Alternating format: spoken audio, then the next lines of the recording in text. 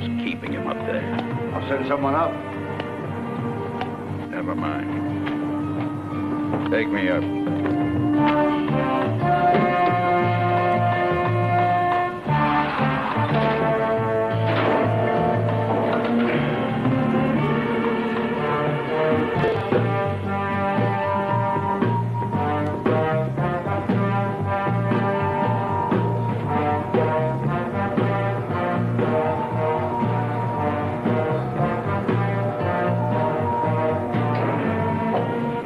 On the way down. Come on.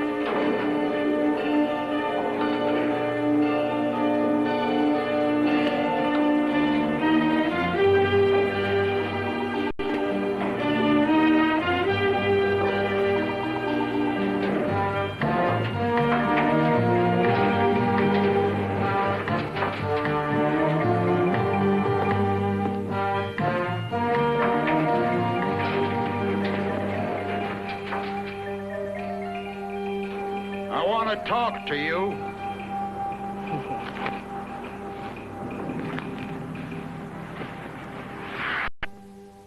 You went up there with blood in your eye. No. I'm quoting direct testimony here from I was sore, sure. You had a violent argument. I have 20 a day. You found out about him and your daughter, didn't you? He was married. She was 18, a baby. Answer the question. Well, what do you think I went up there for, the view? Now, you say he knocked you down. Yeah. What did you do then? Nothing. I just... You asking us to believe that he knocked you down and you did nothing? Yes. You didn't hit him back? No. Didn't throw something at him? No. You didn't push him? No.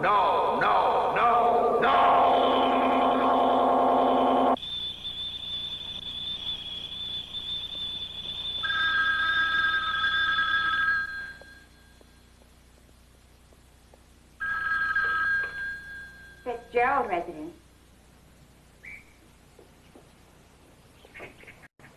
Mrs. Fitzgerald. Yes, Telephone. coming. Don't set it in yet, caller. I'll be right back.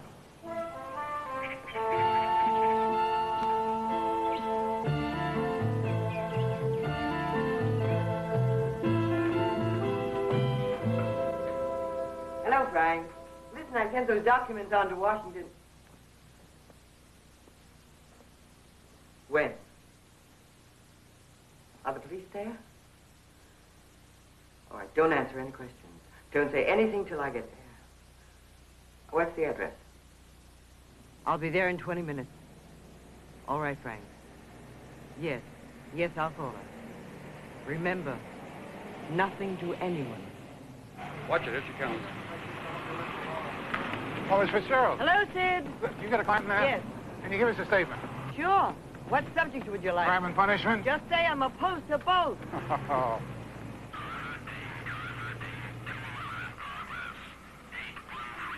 All right, officer.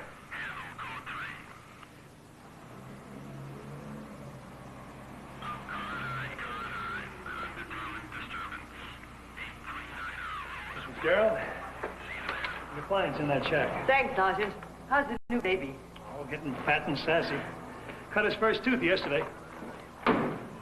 Miss Fitzgerald, I'm going to want to ask him some questions. Give me a few minutes alone.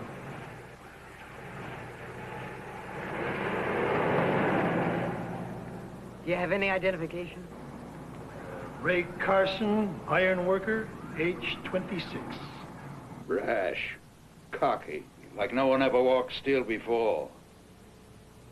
I guess that's what burned me about him, too. And the way he talked about Chris like he owned her.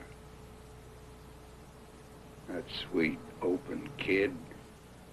And this cheap punk booming from job to job, dame to dame. You said he was married. Oh, there's always a wife in the background sweeping up empty beer cans. What did you say to him? I told him he was through, to keep his filthy hands off her. And how did he take it? How do you think? Did you hit him? No. He must have caught me, though, because I guess I went down. And then what?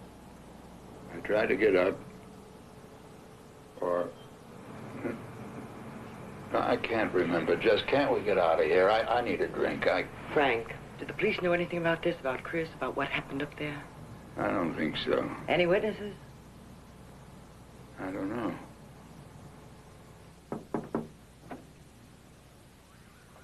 All right, now, Mr. Galvin, just a couple of things we'd like to know. I don't want my client to answer any questions right now, Sergeant. Why not? Because he's under a great strain. Look, all I want to do is find out what happened, I yes? prefer to take him home, if you have no objection. Is that a question, Mrs. Fitzgerald? Do you have enough to make an arrest, Sergeant?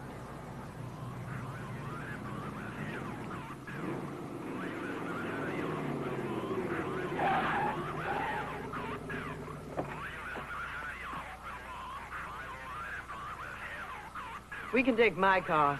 I'll have yours driven back after I... Chris, what's she doing here? Chris?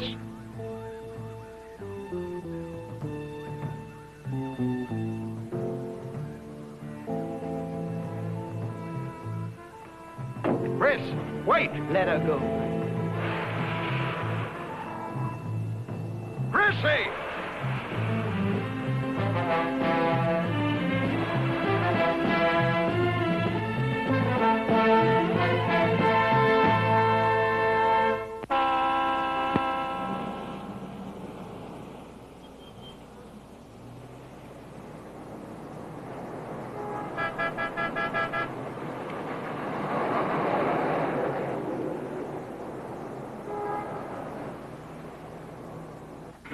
And you'll notice this month, 90% occupancy, which is nothing to be sneezed at in times like these, and in comparison with other buildings in this general area. Oh, that's fine, Mr. Silver. You'll also notice no unusual expenses. 419 and 336 wanted new carpet, but I talked them into letting me clean it till next year. We should all live and be well. Good, Mr. Stoller. Oh, I wanted to mention about 407. He keeps breaking the glass on his door. Fine, Mr. Stoller. Anything you say, Mr. Stoller. I have complete confidence in the way you run this building. That's what your father used to say. It's only glass, but... Huh? 407. Oh. But glass doesn't grow on trees, so I'm going to talk to him. You do that, Mr. Stoller. I've been trying to get you. I stopped by the DA's office. Did Frank Galvin call this morning? Yes, and Mrs. Galvin twice so far. Here's the other call. Do you know you're doing court in an hour? Yes, I do. Mrs. Galvin on one. Fran, call Harold Mendelson. Find out if he has any free time to work with me on a case. I'll have to know today. I'll get back to you. Stella? Gone. Gone where? And Stella, please don't panic. They both need you. I'll get back to you later.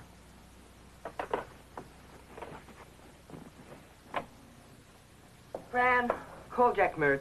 Who's missing? Chris Galvin. She left home this morning in a taxi cab. Tell him I have to find her today. Okay, well, Harold Mendelson sends us regrets. He'd like to help you out, but he's got a full calendar. There is someone, though, that he could recommend highly. Augustus Pride. Pride? P-R-I-D-E. As long as it isn't pronounced arrogant. Very cool, he says. Very sharp. I think the exact quote was, he's a tiger in court. Criminal court? 4 years in the public defender's office. 3 months at Beale, Horwitz, and Gold. Then opened his own office. Did he give you a phone number? Yes, 475-1510. And an address? 1700 Spring Street. But that's our address. I mean, his. What I said, 1700 Spring Street. Office 407.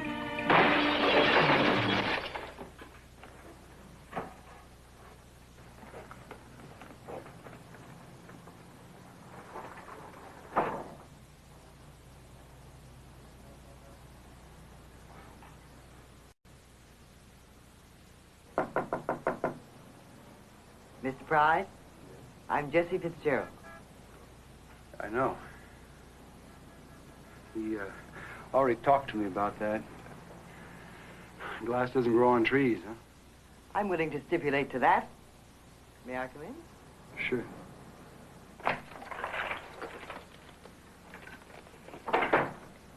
Oh. Would you like to sit down?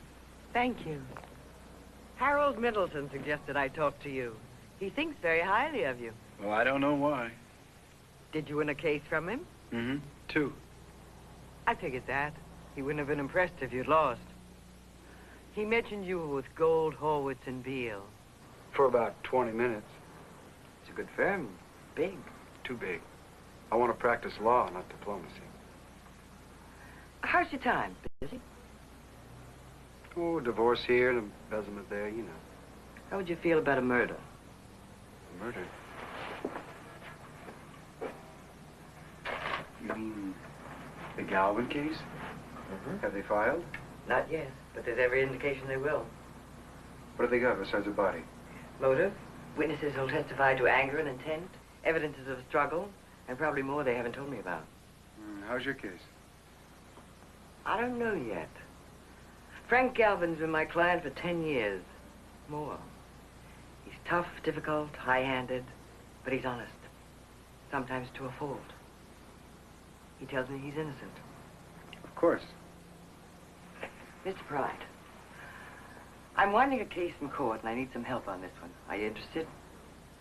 Well, what does that mean exactly? I mean, there's a lot of good clerks around. Cheap. I want an associate, Mr. Pride, not a bargain. The fee is open. Oh, no, it's not the fee. It's just that... Well, you know, I've never worked with...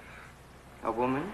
Oh, a man, a chimpanzee. I've just always worked alone, you know.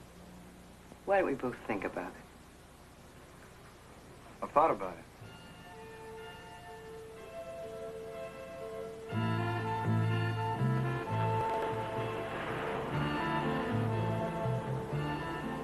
I have an appointment with Mr. Galvin. This is Fitzgerald Cobb. Oh, yes, Mr. Pride. Mr. Galvin's expecting you. You're to go right in. Desi tells me you're working with her, Mr. Pride. Says you're pretty good, are you? Well, I never argue on that subject. Now, what's all this about a statement? I gave her all that last night. Yes, sir, I read it. It's all right as far as it goes. It's just a preliminary statement. I feel there's a few more areas that need... I have nothing to add. Well, maybe you don't think so, sir. I suggest you let me ask you a few questions, just to jog your memory up. What kind of questions? About the conversation between you and the victim at the top of the building. What happened to you before you got to the building? Your relationship with your daughter. That's nobody's business. Mr. Galvin, if you don't mind, I'd like to have one more minute of your time, because what I got to say, I think I can say pretty fast. If I had to defend you on what I know now, I'd rate your chances as not very good. In fact, I would rate them lousy. Now, the police have a dead body. They got a coroner's report on whatever that body can tell them. They have SID men checking fingerprints, footprints, checking every detail. They have detectives interviewing any possible witnesses. Now, we may not know everything about what you talked about before you went up that elevator or what you said, but they do. And what they're doing right now is adding it all up to see if they can tell why you went up there yesterday and if they can prove it. Now, against all that, a defense lawyer's got one weapon. The story his client gives him and the evidence he can find to support it. Now, I don't mind a good fight, Mr. Galvin, but not without some decent odds. What do you want to know?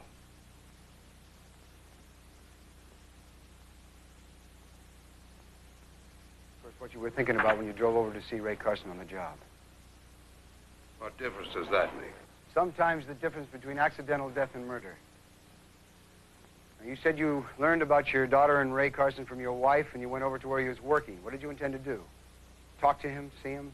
Fire him. Couldn't your foreman do that?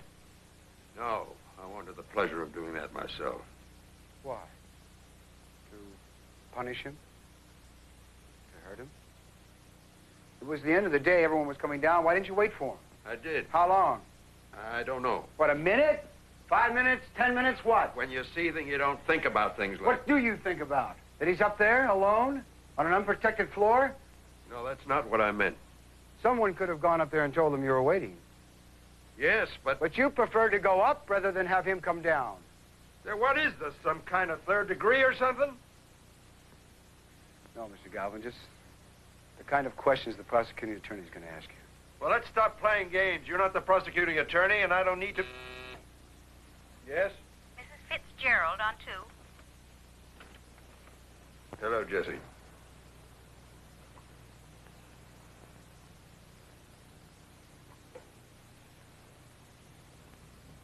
You better take it.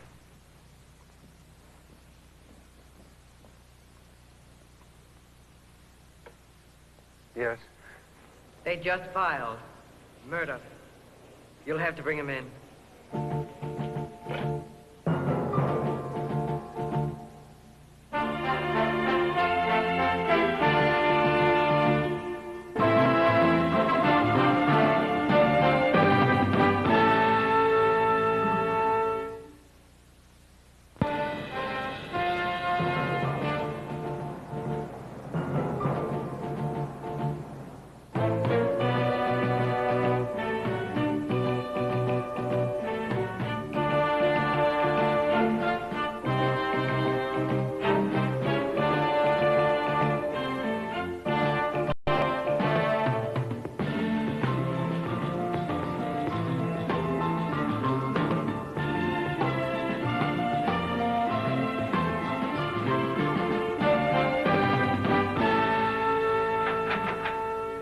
Bail on a murder charge?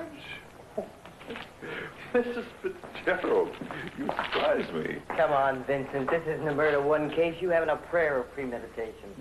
One man's premeditation is another man's poison. Or woman's. Well, I'll embroider that on a pillow with needlepoint. But right now, I've got a client sitting in jail with types, rapists, and thieves. But what makes him any different? Money? No responsibility. He's lived in this community for 15 years. He has roots, a business, a family. A man like that's not going to skip. Oh, any man can skip. Oh, woman, I know. Just think, sitting in jail, waiting for trial, you know what the papers will do with that, and by then the damage is done. Very persuasive. But you really ought to tell your client that this isn't quite the same thing as having a traffic ticket fixed or paying off a license commission. This is murder. And I really am not very disposed to make concessions. Your integrity overwhelms me. The probation sentence will be made 2 weeks from today. The People versus Galvin. We'll waive further reading of the complaint and statement of rights. The defendant enters the plea of not guilty. At this time, I'd like to direct the court's attention to the question of bail. I want to point out that the defendant has every qualification to... Pardon me, counsel, but as you know, the question of bail is dependent on the state's charges. Does the district attorney intend to ask for the death penalty? Not at this time, Your Honor. However, in view of the seriousness the state views these charges with, I'd like to recommend bail be set at $100,000.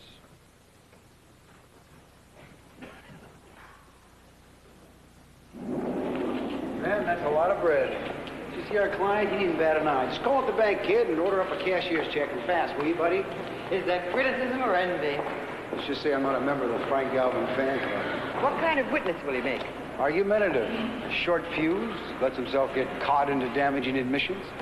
Besides which, I think he's lying. About what? I don't know. You come up to certain points and he clams up, or blows up. Well, maybe he's just blocking it out, or could be protecting somebody. Oh, sure, Frank Galvin.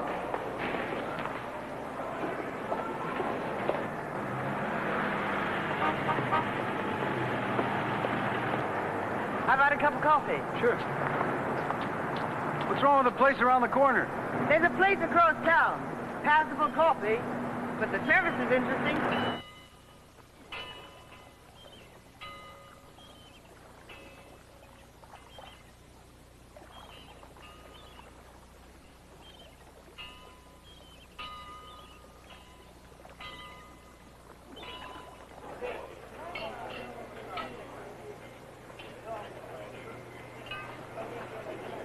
Coffee? Please.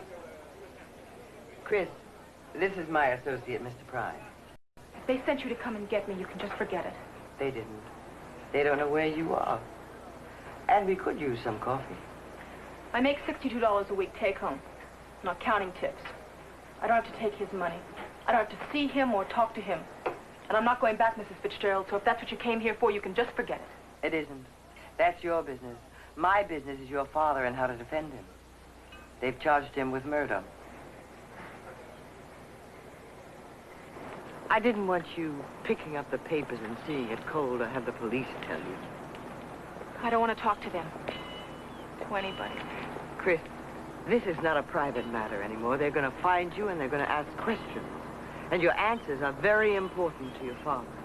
Now, I'm not asking you to lie or hold back anything, but I have to know what happened. And that starts with Ray. I was having lunch with my father. He had to stop by the job. I like going up to the top. There's something about the open steel before the walls go up. Ray was working up there. It was beautiful the way he moved. Like a trapeze artist or a bullfighter. On the edge of danger. Courting it. Thumbing his nose at it. Later on, it wasn't so beautiful. I got frightened for him. But he only laughed at me. He used to say that's what it's all about. Doing something that scares the hell out of everybody else. We're having an affair. Oh, that sounds like Mother. Give me a better word. We were in love. Ray had a motorcycle. We'd go out of town, find a place. I never knew anything like it. Then it got serious. Ray started to talk about leaving his wife. Was that when you told your mother? I didn't want to. But Ray insisted. He made me. He hated sneaking around. She broke her promise just like I knew she would. She told him. I only know that your father loves you more than anything in this world. That's easy, loving someone. What's hard is letting them be what they are. Not what you want them to be. He'll never understand that.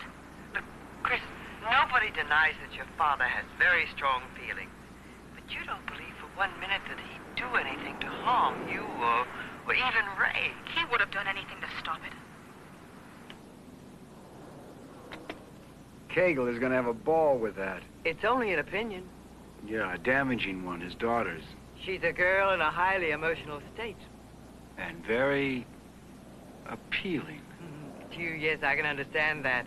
I'm not so sure about a jury. A lot more appealing than her father's going to be, believe me. Maybe, maybe not. There are a lot more mothers and fathers on juries than rebellious daughters. Oh, and you win with juries, is that it? You win with the best case. Juries decide. We don't have to prove it was an accident. It's up to Cagle to prove it wasn't, beyond a reasonable doubt.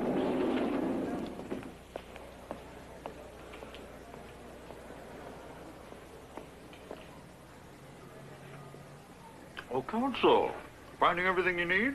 We aim to cooperate. See, you've been busy. Yeah, we got around. What is this item number 3 here on the evidence cell report? A piece of steel pipe. One of the officers found that up there, near where Carson's body's supposed to have fallen from. Any prints? Yeah. Galvin's. Huh. You know, I'm surprised to see you on a case like this, Counsel.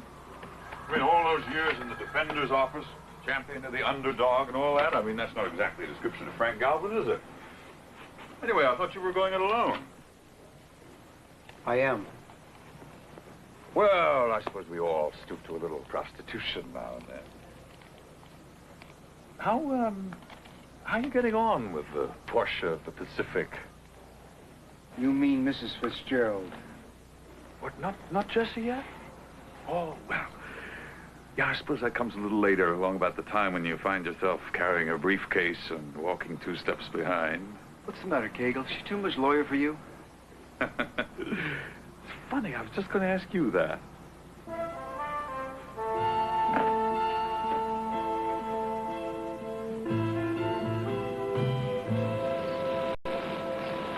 This fuse was lit, brother. I knew somebody was gonna get it.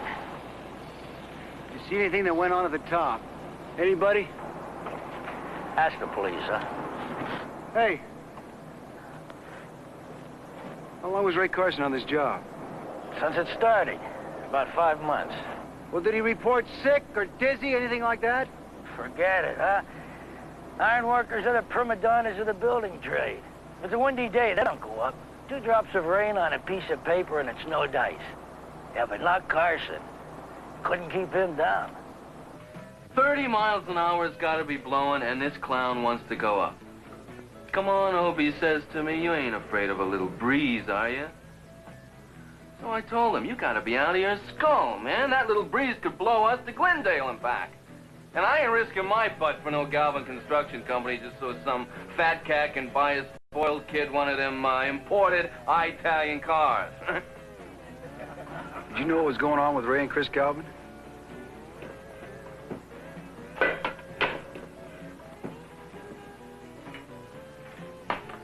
Where were you that day? I mean, did you see anything that went on? I've seen enough. What do you mean enough? I don't have to tell you nothing. Who said that? DA's office, not until we get into court.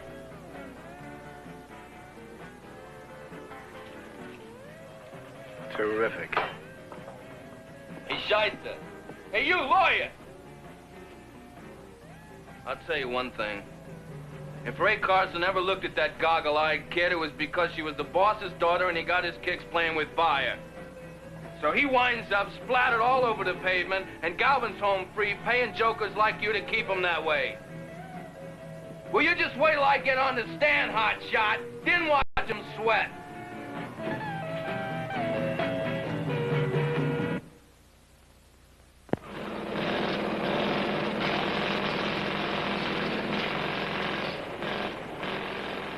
This case is like swimming upstream, over Niagara Falls. Oh, look, why don't we meet at my house? It's quiet there, no interruptions. We can have dinner, go over things. So that's it. Statements, interviews, documentary evidence. 5 weeks and I'm nowhere. Not one thing that points to Ray Carson falling off that floor by himself. No record of absenteeism, depression, illness, drugs. No trace of alcohol in the bloodstream. No tools or cables on the work floor to trip over. Not one thing. Not wind, no rain. Nothing but Frank Galvin. Galvin? Ha! Who's he? As far as I'm concerned, he doesn't exist. I call, he's not at home. I call at his office, he's in conference. To me, he's just a name on a statement. And I can recite that statement by heart. Did you go up there mad? Yes. Did you hit him? No. Did he hit you? Yes. And then what? And then mush. Now, what kind of defense can you build on mush? Do you shoot pool? I spent the first 14 years of my life in a pool room. Why? Not bad. Why don't you shoot that straight with me? You've had something on your mind all night. Say it. All right. I can't see any way to defend Galvin. What do you suggest? We plead him guilty? Manslaughter, maybe? 1 to 15? I didn't say that. Well, then what is it? Courtroom jitters? Or just that you don't like him? You got to stand in line for that, Mrs. Fitzgerald. 5 weeks now, and I have not found one person that has a good word to say about him. Since when is that a punishable offense? You don't have to like him. You just have to win his case. It's important to you, isn't it?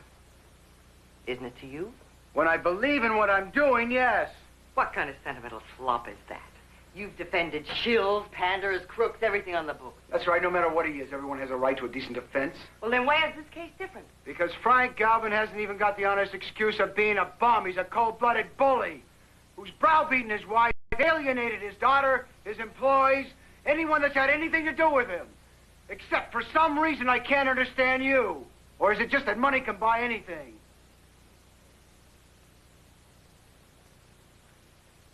That's what you've been trying to say all night, isn't it? You feel guilty somehow. The dirty-faced kid from the other side of the tracks who sold out to the bosses. So you've been provoking me, needling me, forcing me into doing something you couldn't do yourself. All right, you've got it. You're off the case. Through. Finished.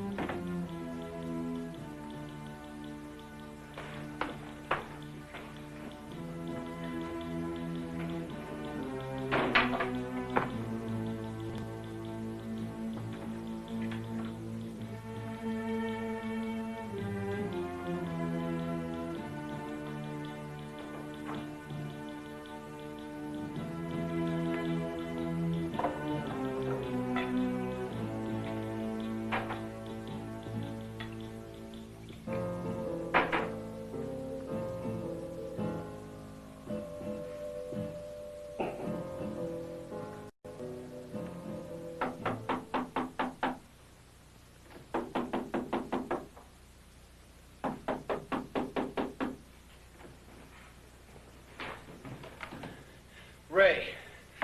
The whole thing happened because he wanted it to happen. He made it. He forced it. Was that when you told your mother? I didn't want to. But Ray insisted. He made me. Ray insisted. He made me. You know, that kept bugging me. Why should he have insisted? That could only lead to a confrontation with Frank. It had to be he wanted that confrontation. Like a trapeze artist or a bullfighter. On the edge of danger. Courting it, thumbing his nose at it. Then today, I got lucky. I tracked down one of his old school teachers in Elkton, Kansas. She remembered Ray very well. And suddenly, it all began to fit together. The job, the motorcycle, the attraction to a girl who could only mean trouble, the constant need to live his life on the edge of a precipice, the whole pattern of his life, and his death. Why didn't I see that? You were doing the digging. That's too close. I still don't like Frank Galvin. I know I don't have to like him. I just have to win his case. If I'm still on it. It's your shot. Call it.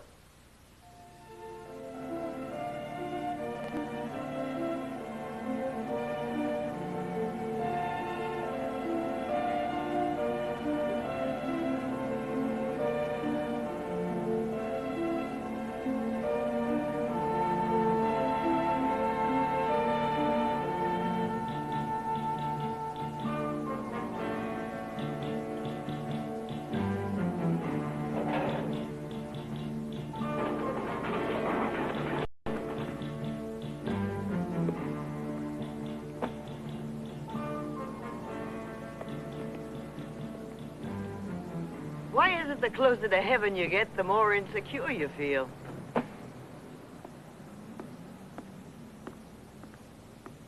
Leslie, this is crazy. What are we doing up here? Let's get down. No. Now, I know most of what happened up here, and I think I know why. But how? I told you everything I remember. Don't you believe me? It's not enough, Frank. Now, you came out of the elevator there, and he was... where? Up there. And what was he doing? Just sitting. He shinnied down that beam like a monkey. And you told him he was through? That's when he started on Chris. Said it was her came looking for him. Said she was climbing all over him. I wanted to choke the lies in his throat. What did he do? I don't know. Try to remember, Frank. Oh, I can't. My head was full of cotton. Only it weighed a ton. I couldn't lift it. And then? He was falling back. He looked surprised. All right, Frank. Let's go down.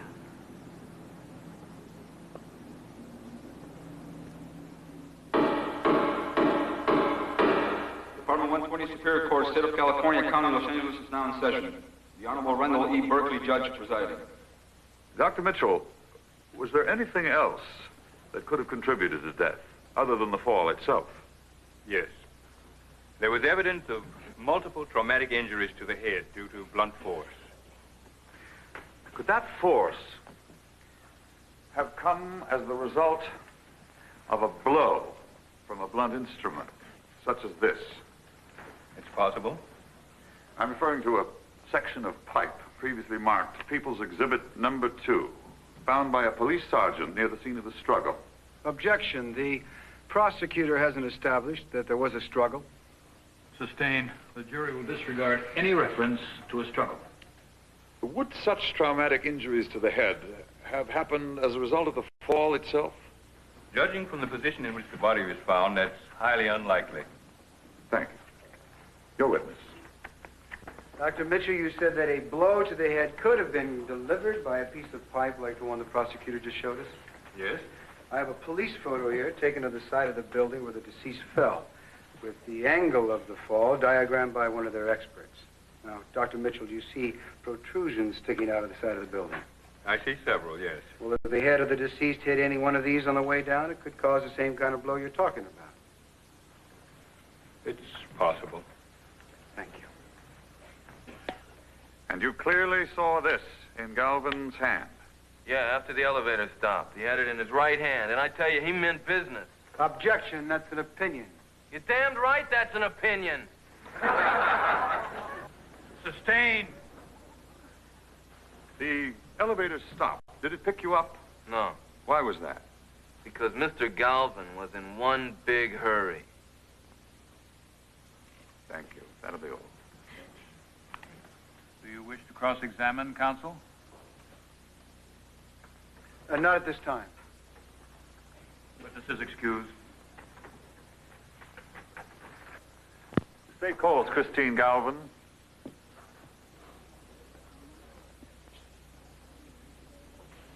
Here we go.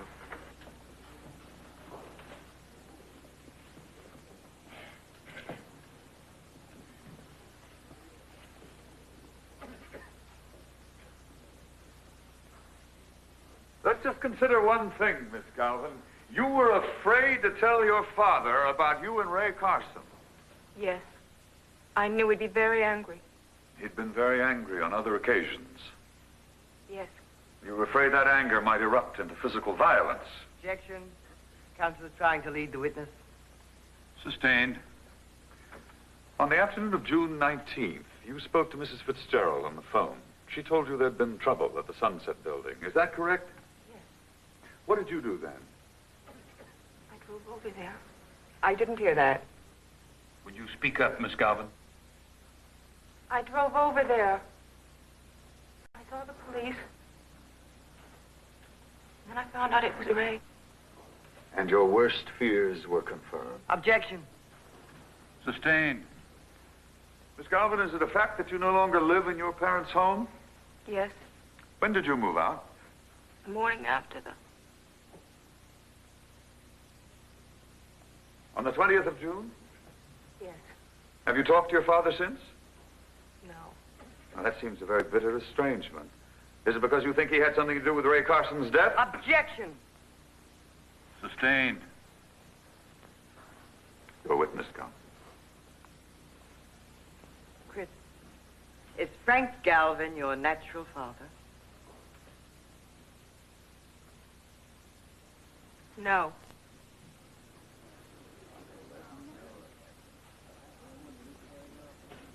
He died when I was 4. When your mother married Frank Galvin, he adopted you.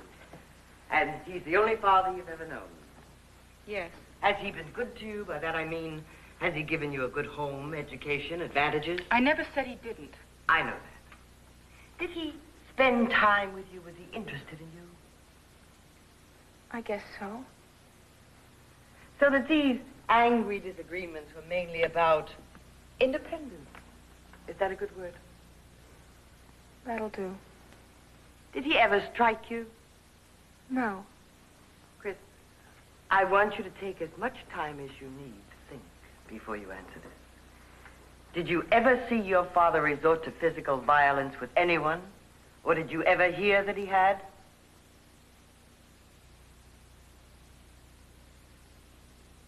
No.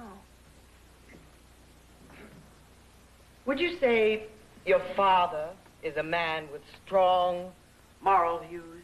I don't know what you mean by For one strong... thing, does he think that a married man should be faithful to his wife? No. Yes.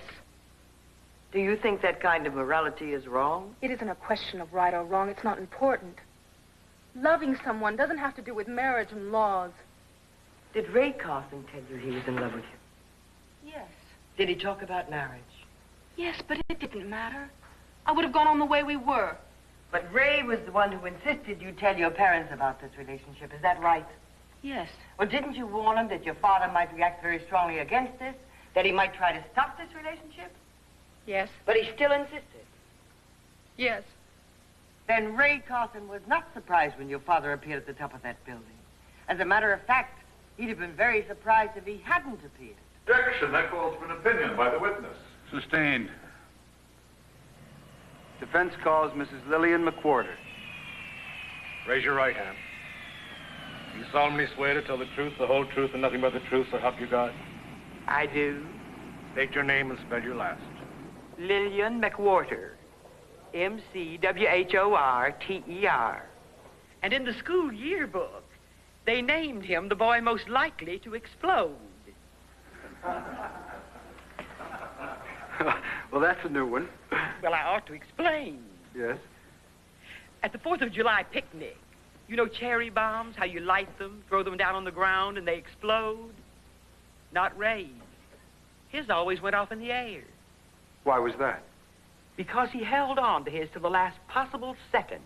Just when you thought he was going to blow his hand off. That's when he threw it away. That boy. Then you'd say, as a boy, Ray liked to take chances. Objection. That calls for a conclusion. Sustained. Mrs. McWhorter, what else do you remember about Ray? Well, one thing, he was as smart as a whip. He could pass any exam. But he used to sneak the answers from anyone sitting next to him.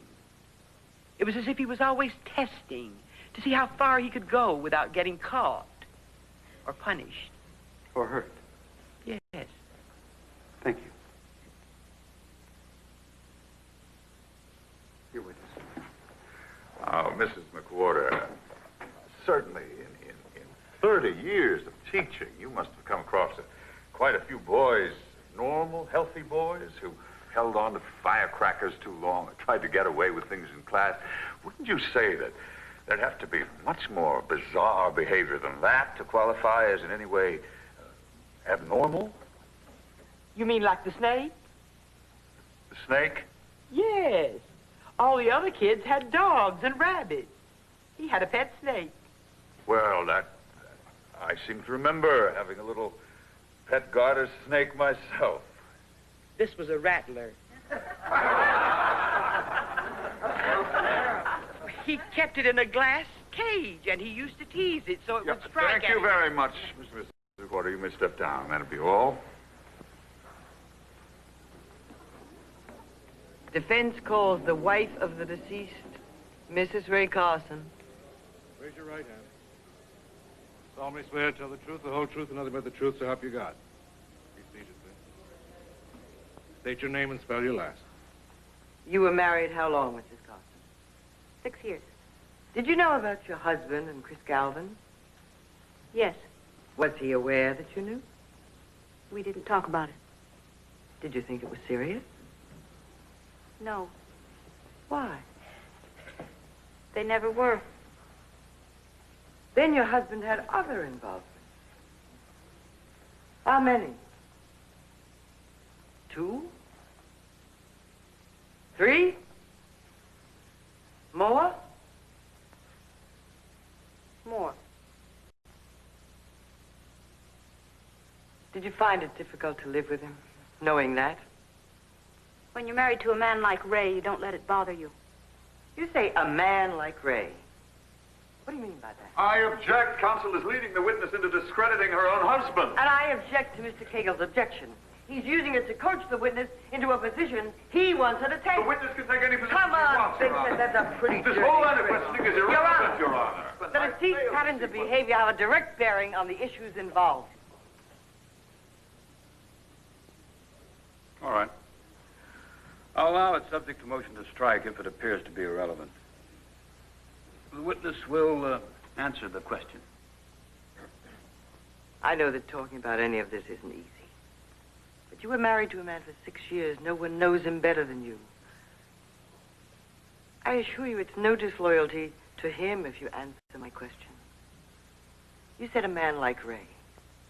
What does that mean? He had to keep proving things. Proving things? You mean his bravery? His virility? His manhood? I used to think it was to everybody else. But it was to himself. Like most men. Wouldn't you say more than most men? Wasn't your husband's whole life, his job, even his sexual performance, more and more linked to the excitement of risk, of danger, so that higher buildings, faster cars, the daughter of an angry and powerful boss? Mrs. Carson, is it possible that the man who waited for Frank Galvin at the top of the building that day was still that boy holding a firecracker? Only this time, he let it blow up in his hand.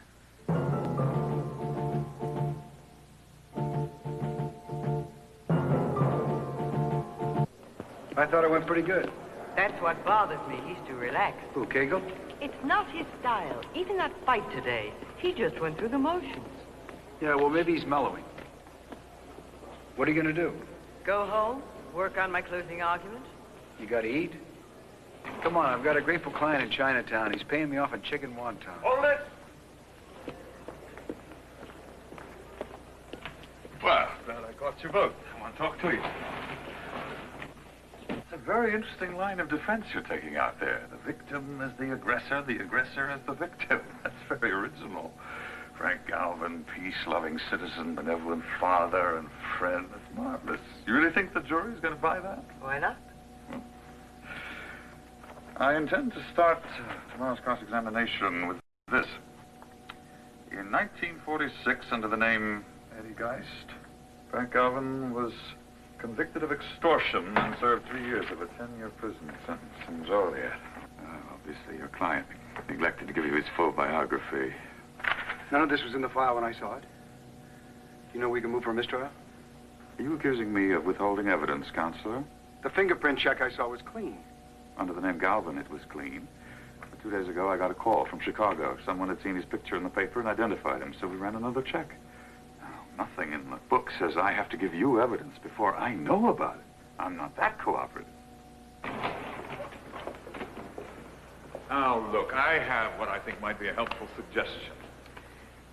I think at this point the state would entertain a plea of voluntary manslaughter. Minimum sentence, he's out in 18 months. You're kidding, Vincent. Oh, Jesse, you know me better than that. Anyway, talk it over with your client. Whatever else he isn't, he's a realist. I owe you an apology. You said Frank was lying. Funny. It can happen 1,000 times. And every time, you're surprised. You must have been plenty scared not to tell you. 3 years in the pen, a month, a week, you don't forget it.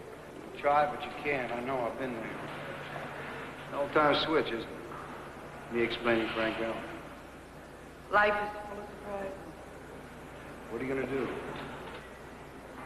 The only thing we can do. Offer Frank the deal.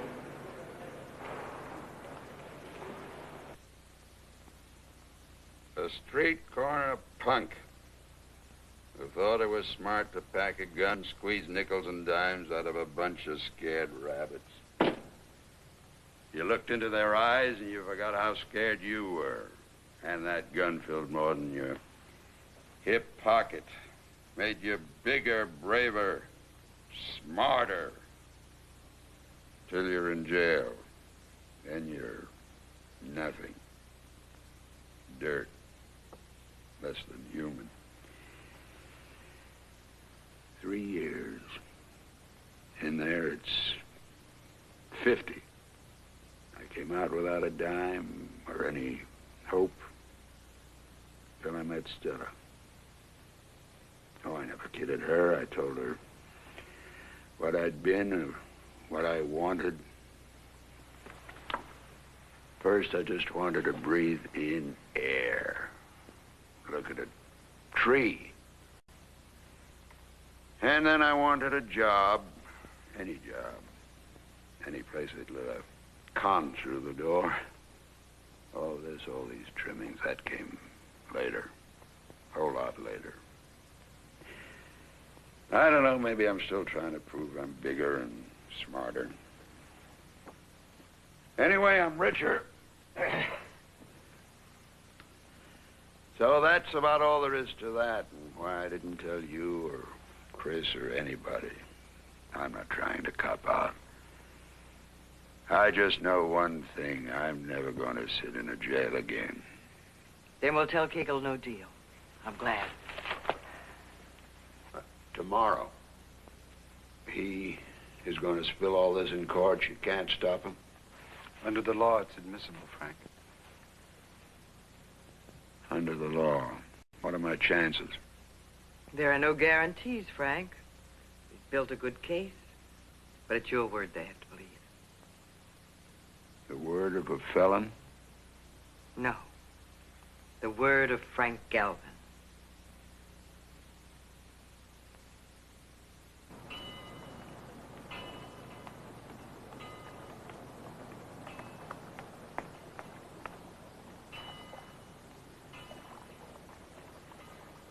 I thought if I said who it was, you wouldn't come. I'm working. I have to go back. I won't keep you long.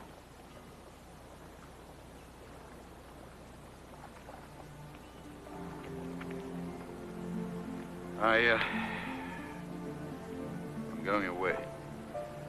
Away? How can you go away? What about Mother? She's going too. Where? I don't understand. You will. Tomorrow. I don't know what happened to us, what I did wrong. Just don't hate me.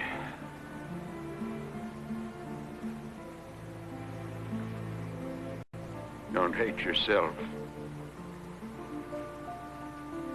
That's the worst.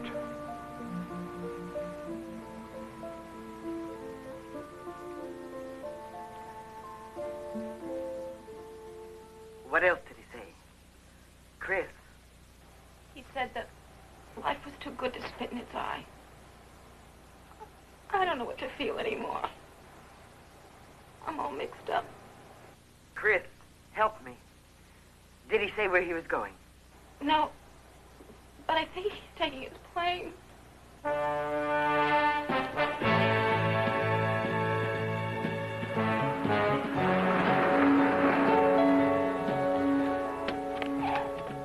Where are we going? Van Nuys.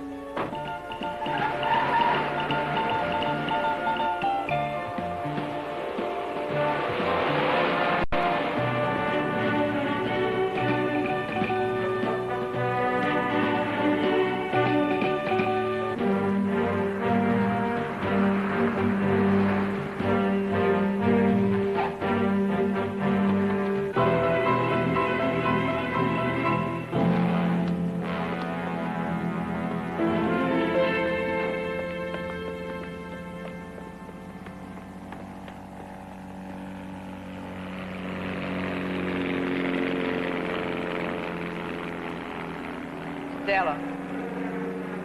I'll see if Frank's in the office.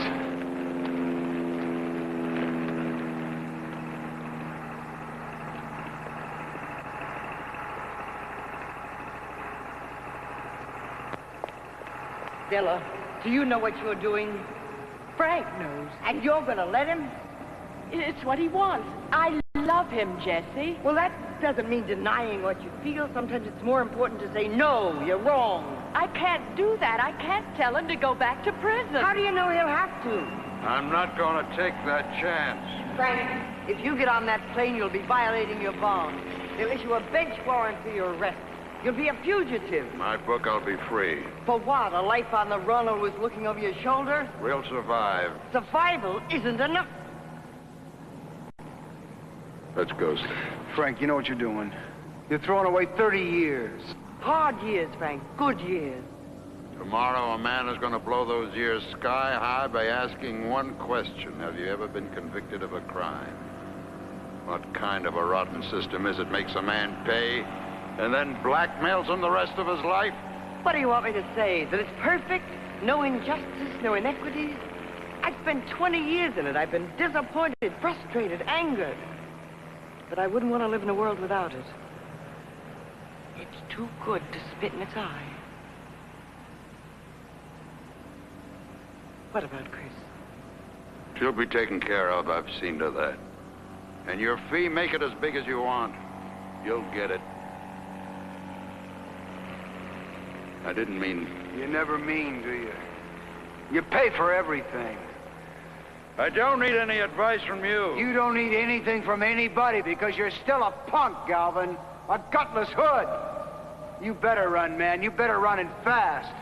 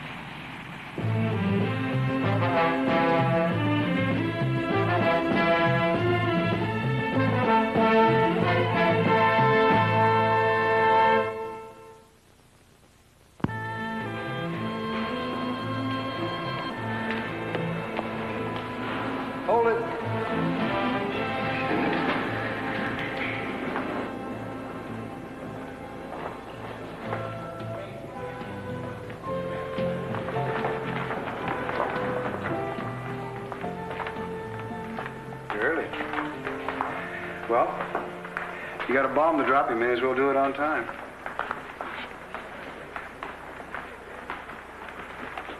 You are going to tell the judge, aren't you? Not until I have to. Why? You expecting him back? Well, then what's the point? I just like to play out the hand.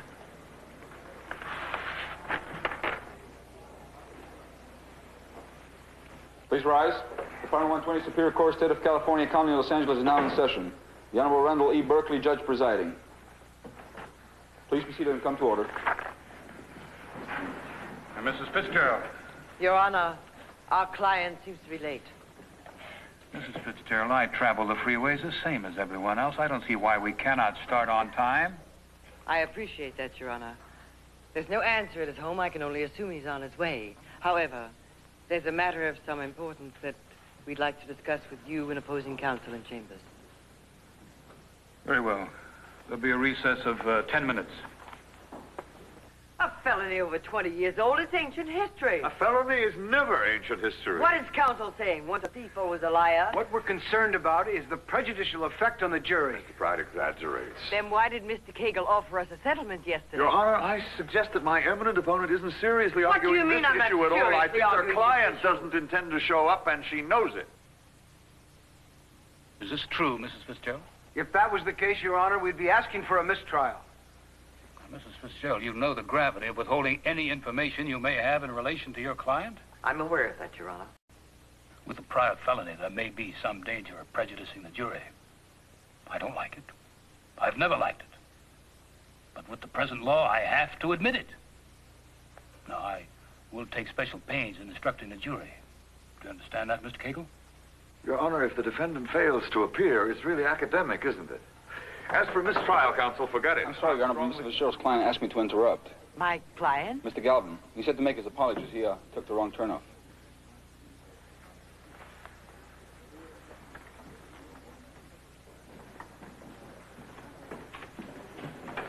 Then the way I love thine eyes, it's an easy mistake. I'm glad you're here, Frank. Wish I could say the same. Mrs. Fitzgerald? Your Honor, I'd like a moment to confer with my associate. If it can be brief. Now, I know what you're going to say. Introduce the felony ourselves and take the play away from Cagle. It's the only way to fly. One more thing. You take the direct examination. No, me and Galvin. No, that's bad chemistry. Maybe that's what we need. No more coddling. Straight to the nurse. But on the stand, it's a big gamble. I'm willing to take it. How about you? Boy, are you something. Defense calls Frank Galvin. What is this? Trust me, Frank.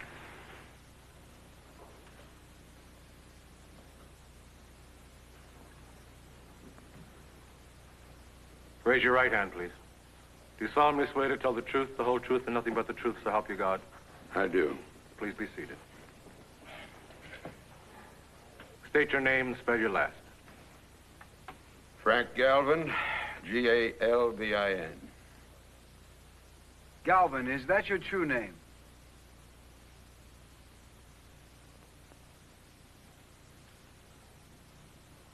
No. What is your true name? Eddie Geist. And when did you change it?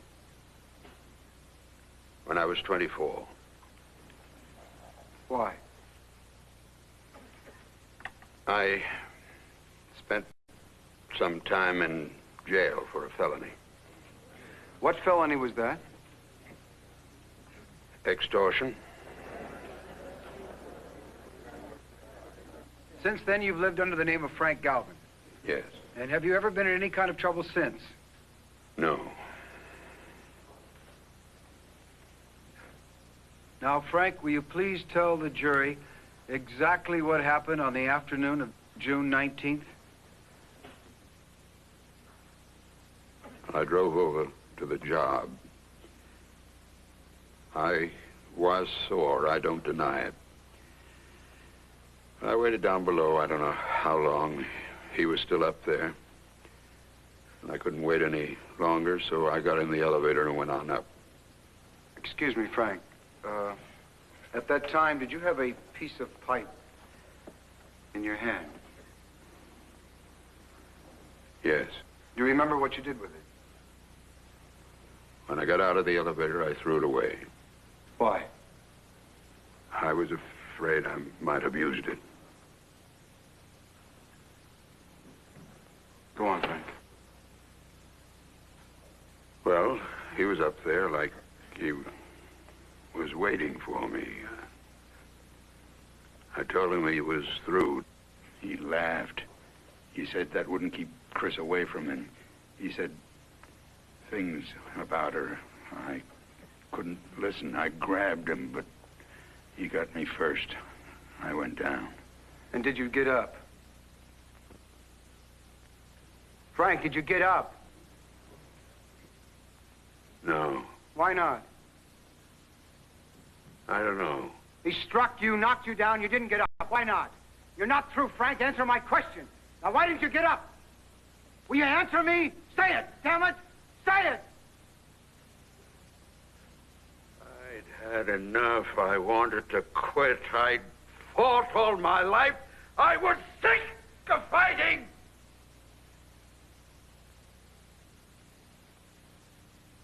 Why is that so hard to say?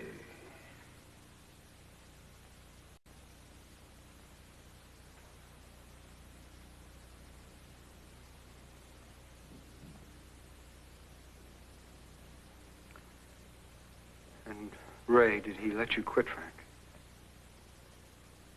He wouldn't let go.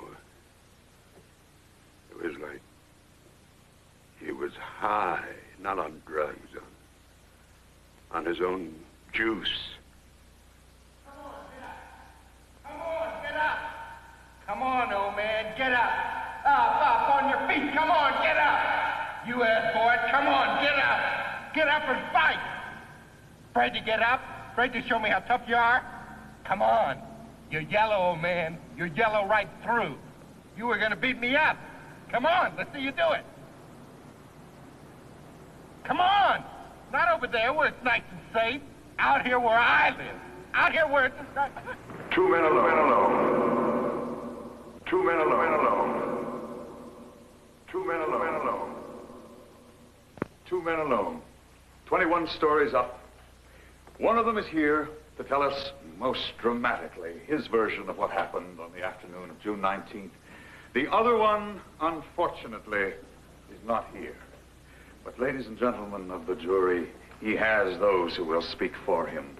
He has his friends who disavow the brilliantly fabricated portrait of a psychopath which opposing counsel have described for us. We have a parade of witnesses who have sat here and described the violent angers of Frank Galvin. His own daughter sat here who believes her father would have done anything to stop her affair with Ray Carson. And finally, Frank Galvin himself, who with the one breath asks you to believe that he was just an innocent bystander, and in the next confides that he is a convicted felon who served 3 years in a federal penitentiary for extortion. And let me remind you, ladies and gentlemen, extortion is a crime of violence, and so is murder.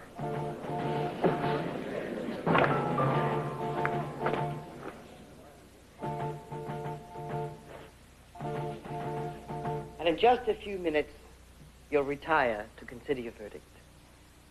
Before you do that, the judge will instruct you that Frank Galvin's conviction 25 years ago has no bearing whatsoever on whether or not he's innocent or guilty of the crime he's charged with today.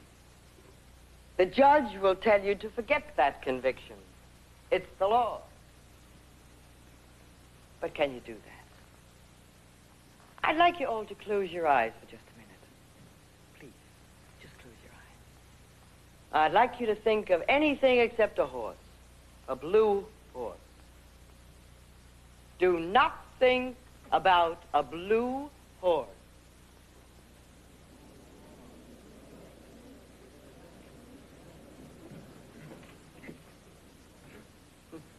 Impossible, it is.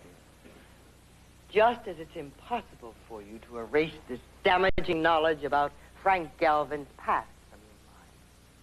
So don't erase it. Remember it. Remember he spent 3 years in prison. Remember that he lived in a brutalizing atmosphere. Remember that he came out with no job, no money, no hope, no future. 63% of the men who leave prison go back as second offenders. But Frank Galvin didn't. He hauled himself up and he built himself a good life. And he lived that life for 25 years, just as law-abiding as anybody in this courtroom. Very soon, you'll be weighing the issues of fact in this case, one of which is the testimony of Frank Galvin. In doing that, I want you to remember what he was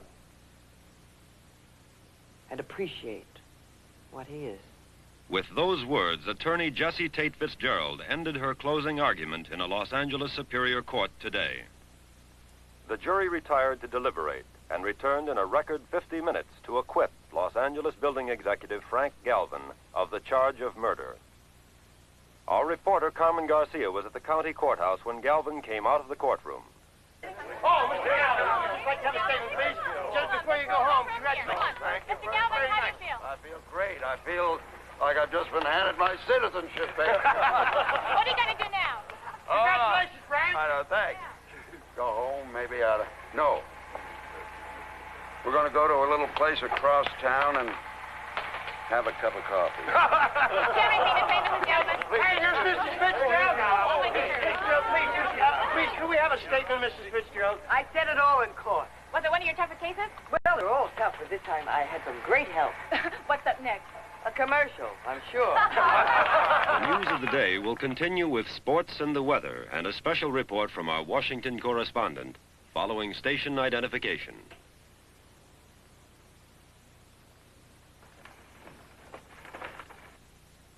Cleaning house?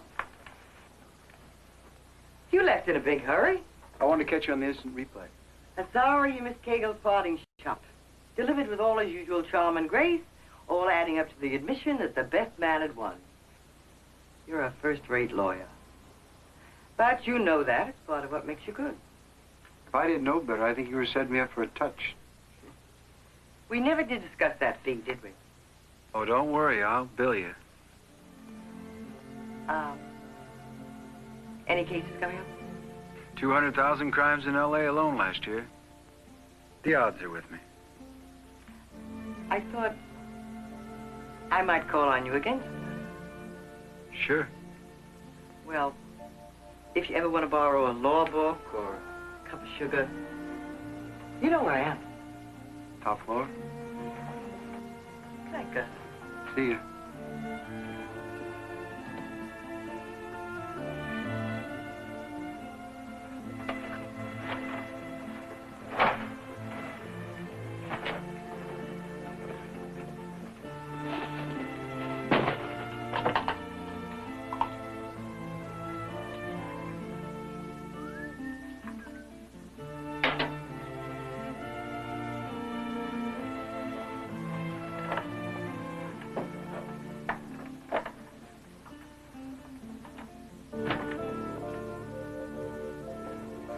This is ridiculous. It's stupid. There's no single reason why we... You might as well sit down.